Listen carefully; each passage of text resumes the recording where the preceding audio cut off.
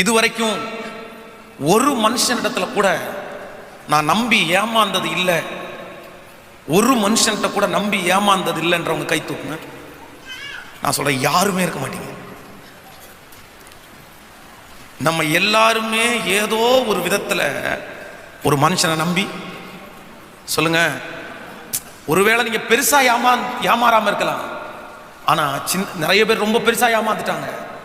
ஒரு சின்ன விஷயத்தை கூட நம்ம ஏமாந்துட்டு, ஆனா ஒரு மனுஷனை நம்பி ஏமாந்துட்டோமே, இனி நம்ம ஏமாறக்கூடாது அப்படின்ற கான்சென்ட்ரேஷன் இங்க இருக்கிற எத்தனை பேருக்கு வந்திருக்கு?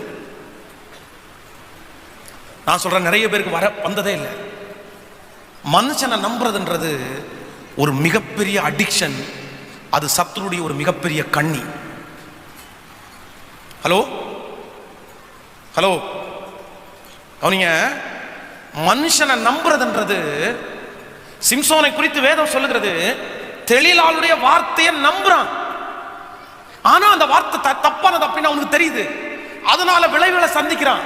பெலிஸ்தியர் வந்து நிக்கிறாங்க, அவங்கள ஜெயிக்கிறத கண் கூட பாக்குறான்.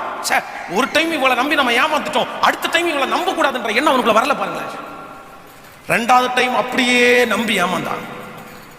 ரெண்டாவது டைமும் அவன் அதே மாதிரி பண்ணிட்டாங்க. அப்போ அது இனி நம்ம நம்ப கூடாதுன்னு நினைச்சான, திரும்ப மூணாவது விசை நம்பி தன்னுடைய இருதயத்தில் இருக்கிறது எல்லாத்தையுமே இழந்துட்டான். ஸ்பெஷலா வாலிப தம்பிகளுக்கு தங்கச்சிகளுக்கு திரும்ப திரும்ப சொல்றேன், இன்னொருத்தர் மேல வச்சிருக்கிற நம்பிக்கைன்றது அது சத்துருடைய அடிக்ஷன். ஹலோ, ஏற்கனவே ஒரு நபரை நம்பிதான் நீ எல்லாத்தையும் இழந்த. ஏற்கனவே ஒரு நபரை நம்பிதான் உன்னுடைய கிருபைகளை இழந்த, வரங்களை இழந்த, உனக்குரிய மிக முக்கியமான ஆசீர்வாதத்தை நீ இழந்துட்ட.